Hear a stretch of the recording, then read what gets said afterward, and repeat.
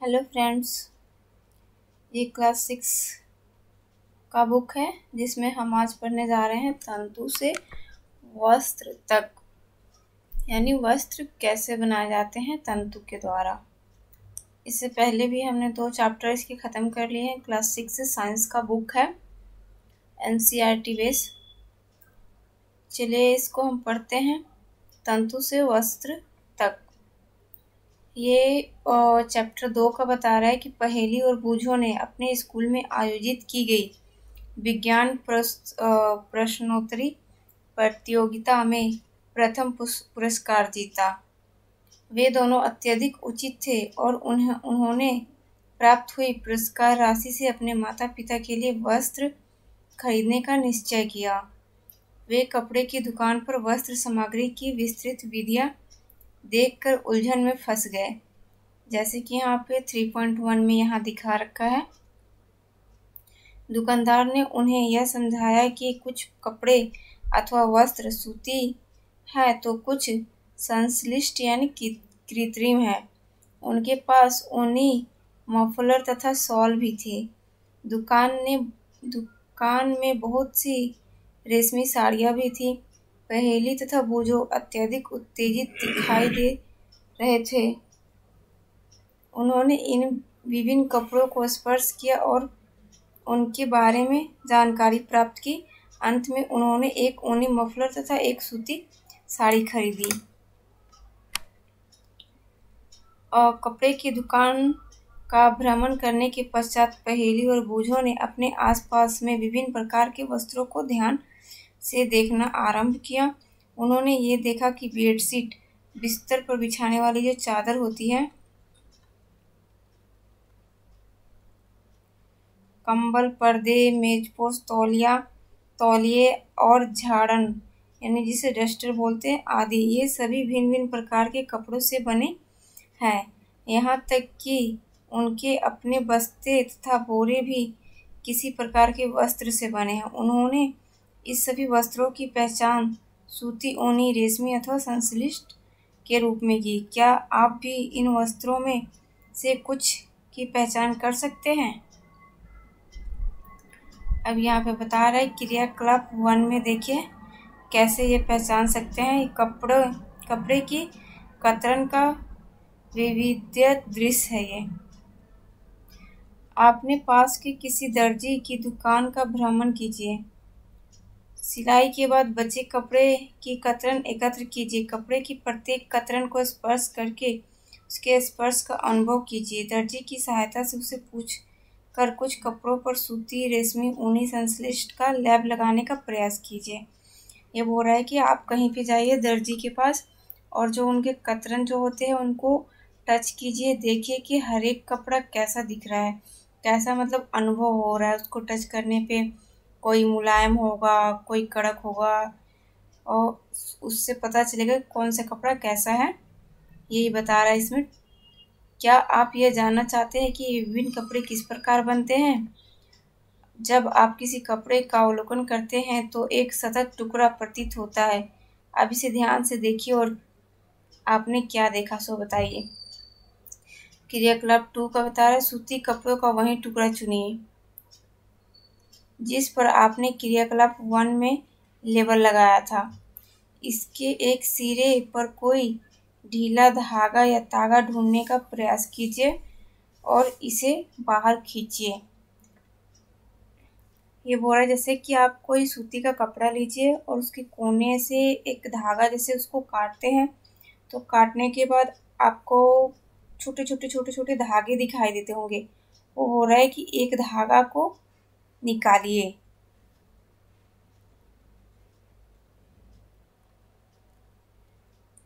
ये देखिए यहाँ पे दिखा भी रखा है, ठीक है। चलिए इसको हम पढ़ते हैं। तागा दिखाई ना दे तो पिन अथवा सुई की सहायता से आप एक तागे धीरे से बाहर खींच सकते हैं।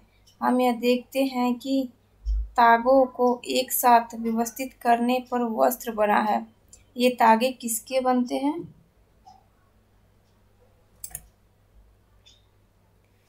अब क्रियाकलाप 3.2 तंतु से बता रहा है क्रियाकलाप 3 में किसी सूती कपड़े के टुकड़े से कोई तागा बाहर निकालिए। इस तागे के टुकड़े को मेज पर रखिए। इस तागे के टुकड़े के एक सिरे को अपने अंगूठे से दबाइए। तागे के दूसरे सिरे को इसकी लंबाई के अनुदिश चित्र 3.4 में जैसे दर्शाया गया है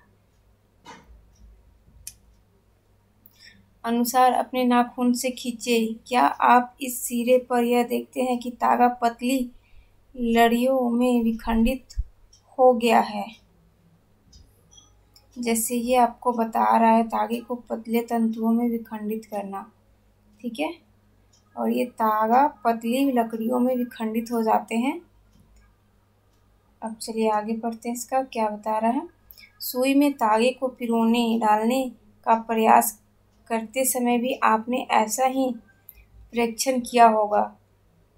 ये बता रहा है जैसे सुई में धागा डालते हैं तो उसका जो ऊपर का होता है वो कई भागों में बंटने लगता है, जिससे कि धागा नहीं डाल पाता है सुई में। तो हम उसे ऐसे हाथों से मुलायम करते हैं, फिर उसको डालते हैं एक करके, तब जाके डलता है। तो यही बता रहा है इसमें। कई बार तागे का यह सिरा कुछ पतली लड़ियों में पृथक हो जाता है। ऐसा होने पर तागे को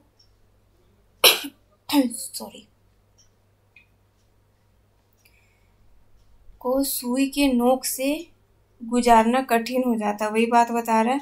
तागे की ये दिखाई देने वाली पतली लड़ियाँ भी और अधिक पतली लड़ियों से मिलकर बनी होती है, जिसे तंतु कहते हैं। छोटे छोटे जो लड़ियाँ होती है उस सब से मिलके जो बनता है धागा, उसे तंतु कहते हैं। वस्त्र तागों या धागों से मिलकर बनते हैं। वस्त्र जो है किससे मिलकर बनते हैं? तागों या धागों से मिलकर बनते हैं। तथा तागे भी आगे तंतुओं से मिलकर बनते हैं। ये जो धागे होते हैं क्या चीज़ से मिलकर बनते हैं? तंतुओं से मिलकर बनते हैं। ये तंतु कहाँ से आते हैं? अब बता रहा है ये कि हमें ये तंतु कहाँ से प्राप्त होते हैं। कुछ वस्त्रों जैसे सूती, जूट, रेशमी, ऊनी के तंतु पादपों तथा जंतुओं से प्राप्त होते हैं। इन्हें प्राकृतिक तंतु कहते हैं। जो तंतु पादपों तथा जंतुओं से प्राप्त होते हैं इसे प्राकृतिक तंतु कहते हैं, जो हमारे प्राकृतिक में ही मिलता है। रुई तथा जूट, पटसन पादपों से प्राप्त होने वाले तंतुओं के उदाहरण हैं। ऊन तथा रेशम जंतुओं से प्राप्त होते हैं। ये बोल रहा है कि जैसे रुई हो गया और जूट हो गया, ये पादप यानी इसके पौधे होते हैं उससे प्राप्त होते हैं। और ये ऊन और रेशम जो हो गए ये जंतु से प्राप्त होते हैं। जैसे भेड़ हो गया, उससे हमें ऊन प्राप्त होता है। ऊन भेड़ अथवा बकरी की कार्तिक ऊन से प्राप्त होती है। इसे खरगोश, याक अथवा ऊँटों के बालों से भी प्राप्त किया जाता है। ये देखिए इसमें खरगोश, याक तथा ऊँटों बालों से भी प्राप्त किया जाता है। तो इस सबको क्या बोलते हैं? तो जंतुओं से प्राप्त होने वाला, ये जंतुओं से प्राप्त होता है, ठीक है। रेशमी तंतु रेशम कीट कोकून से खींचा जाता है। हजारों वर्ष तक वस्त्र निर्माण के लिए केवल प्राकृतिक तंतुओं का ही उपयोग होता था। पिछले लगभग 100 वर्षों से ऐसे रासायनिक पदार्थों जिनका स्रोत पादप अथवा जंतु नहीं है से तंतुओं का निर्माण किया जा रहा है। इसे संश्लिष्ट तंतु कहते हैं, यानी जो खुद मनुष्य बना रहे हैं, जिसमें और पादप और जंतु का कोई हाथ नहीं है। तो वैसे तंतुओं का निर्माण जो हो रहा है उसे क्या कहते हैं? संश्लिष्ट तंतु कहते हैं। जैसे पॉलिएस्टर, नायलॉन और एक्रिलिक संश्लिष्ट तंतुओं के उदाहरण हैं। यहाँ पे अब बूझो तो जानो। बूझो ने यहाँ दिखाई गई कुछ वस्तुओं को संग्रहालय में देखा। इन्हें युद्ध पहनते थे। वह यह जानना चाहते हैं कि क्या ये भी किसी प्रकार के तंतुओं से बने हैं।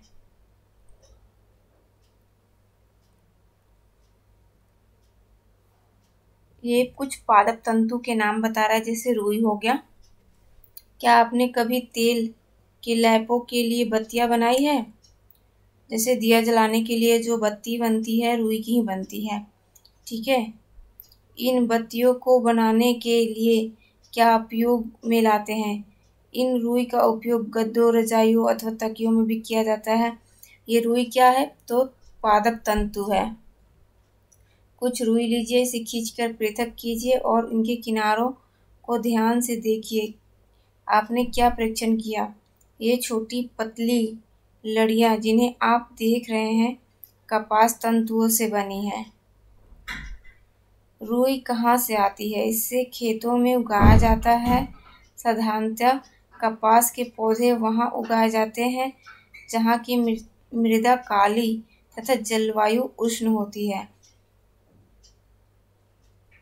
रुई को खेतों में उगाया जाता है। बता रहा है कि रुई कहाँ से आती है, तो खेतों से आती है। खेतों में उगाया जाता है रुई को। अभी कपास का बता रहा है। कपास के पौधे कहाँ उगते हैं, कहाँ लगते हैं? तो कपास के पौधे वहाँ उगाए जाते हैं जहाँ की मृदा काली होती है, यानी काली मिट्टी में कपास उगाए जाते हैं तथा जलवायु उष्ण होती है।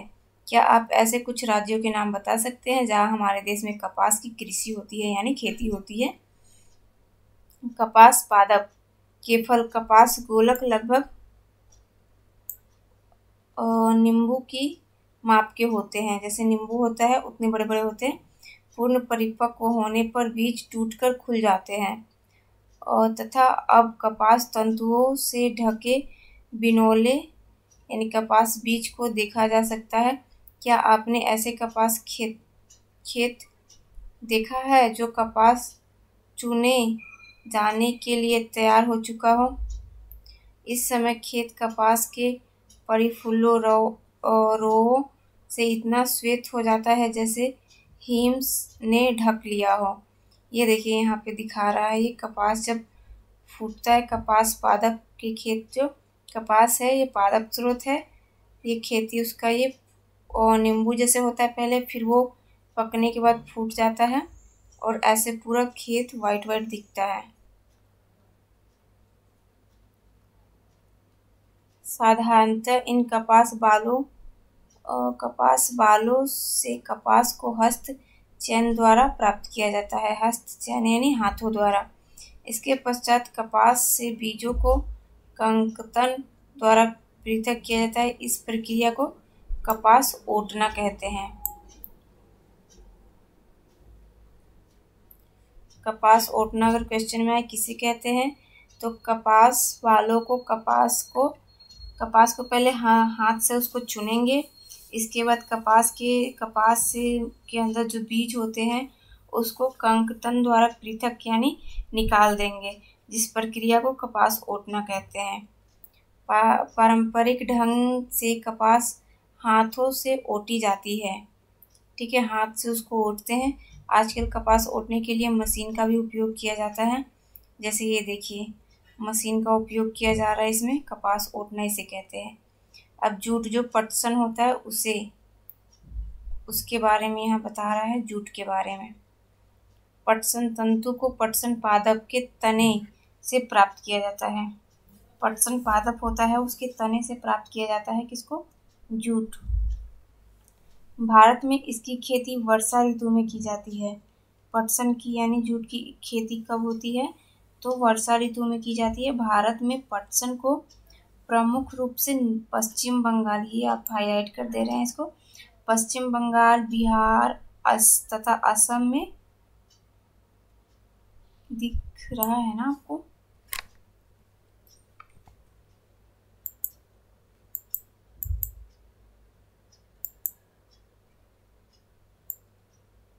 अब दिख रहा है आपको?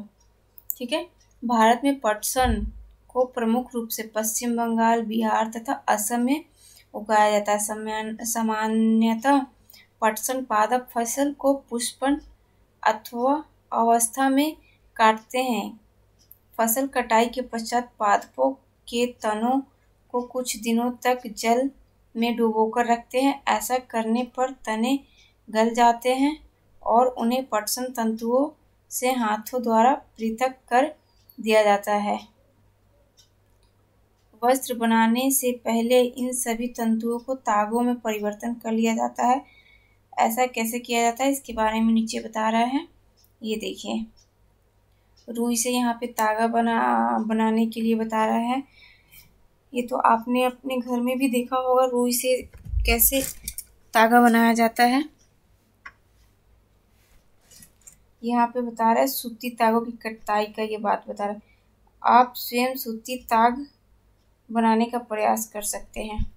क्रियाकलाप 4 में एक हाथ में कुछ रुई पकड़िए, दूसरे हाथ के अंगूठे तथा तर्जनी के बीच कुछ रुई की चुटकी भरिए और इसे धीरे धीरे रुई से बाहर की ओर खींचिए तथा रेशों को लगातार ऐंठते भी रहिए। जैसे 3.9 में ये बता रहा है, ऐंठना भी है और उसको खींचते जाना है। देख रहे हैं यहाँ पे कितना सारा रुई पकड़ा है और खींच रहा है और उसको ऐंठते जा रहा है। रेशों से तागा बनाने की प्रक्रिया को कताई कहते हैं। ठीक है, यहाँ पे रेशों से तागा बनाने की प्रक्रिया को क्या कहते हैं, तो कताई। इस प्रक्रिया में रुई के एक पुंज से रेशों को खींचकर ऐंठते हैं। ऐसा करने से रेशे आसपास आ जाते हैं और तागा बन जाता है। कताई के लिए एक सरल युक्त हस्त तकुआ का उपयोग किया जाता है जिसे तकली कहते हैं। जैसे 3.10 में दे रखा है, एक मिनट अभी नीचे होगा 3.10 3.12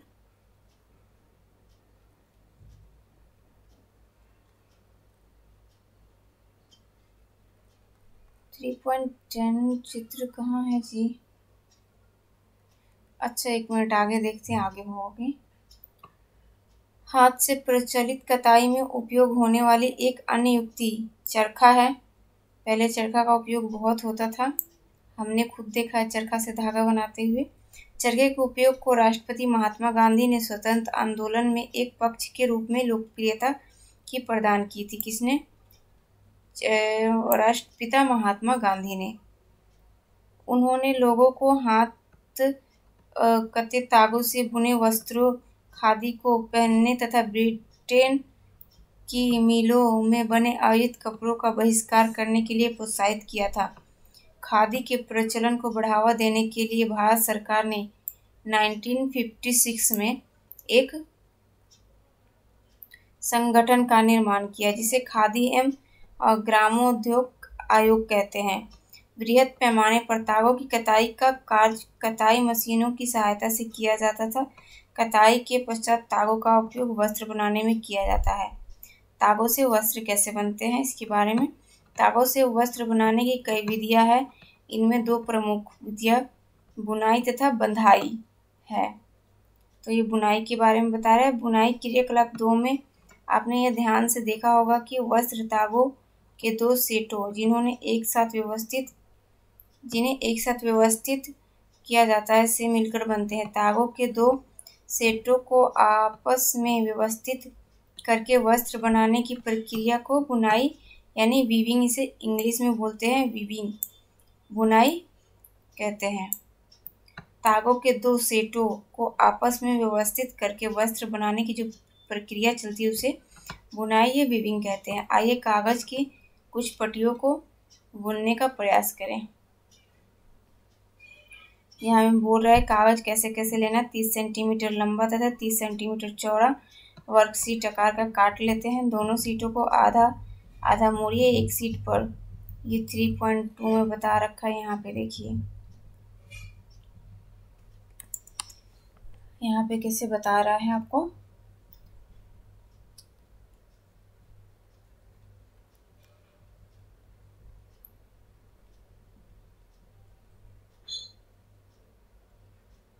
दोनों सीटों को खींची गई रेखाओं के अनुसार काटिए और फिर सीटों के मोड़ों को खोलकर इन्हें फैला दीजिए। एक सीट की पट्टियों को एक एक करके दूसरी सीट के कटावों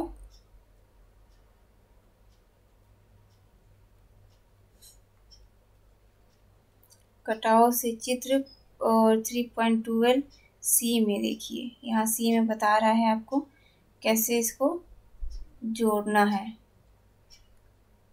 अनुसार बुनिए, यहाँ में डी में बता रहा है पट्टियों के बुनने के पश्चात का नमूना दिखाया गया है कि बुन के कैसे तैयार हो गया है। ये रेड और हरा का कागज लिया गया है, उसको बुन के बताया गया है। इसी ढंग से तागों के 2 सेटों को बुनकर वस्त्र बुने जाते हैं। तागे और वास्तव में कागज की फटियों की तुलना में बहुत पतले होते हैं। वस्त्र की बुनाई करघों पर की जाती है, जैसे कि यहाँ 3.13 में दिखा रखा है। करघों या तो हस्त प्रचलित होते हैं अथवा विद्युत प्रचलित, जैसे यहाँ पे ये लेडीज बना रही हैं एक विशेष प्रकार की बुनाई। क्या कभी आपने यह ध्यान से देखा है कि स्वेटर की किस प्रकार बुना जाता है? इसकी बुनाई नीटिंग में किसी एकल तागे का उपयोग वस्त्र के एक टुकड़े को बनाने में किया जाता है, जैसे यहाँ पे 3.4 में दिखाया गया है कि स्वेटर को कैसे बुनते हैं। ये सब तो आपने अपने घरों में भी देखा होगा, आपकी मम्मी, दादी या फिर कोई आस पड़ोस की लेडी से स्वेटर की बुनाई करती होंगी। ठीक है, क्या आपने कभी किसी फटे हुए मोजे के किसी तागे को खींचकर देखा? जब आप ऐसा करते हैं तो क्या होता है? एकल धागा लगातार खींचता चला जाता है तथा वस्त्र उधड़ता जाता है। मोजे और बहुत सी अन्य पहनने की वस्तुएं ऐसी ही बुनाई द्वारा बने वस्त्रों से बनाई जाती है। इसी प्रकार की बुनाई हाथों से तथा मशीनों द्वारा भी की जाती है। दोनों प्रकार की बुनाई का उपयोग विभिन्न प्रकार के वस्त्रों के निर्माण में किया जाता है। इन वस्त्रों का उपयोग पहनने की और विविध वस्तुओं को बनाने में होता है। अब पहेली यह जानना चाहती है, क्या आपने नारियल के बाहरी खोल के तंतुओं से बने किसी वस्त्र को देखा है? इन तंतुओं का सामान्यतः किन कार्यों में उपयोग होता है? जो नारियल का ऊपर का भाग होता है उससे कोई वस्त्र बनता है, ये जानना चाहते हैं पहेली। वस्त्र सामग्री का इतिहास।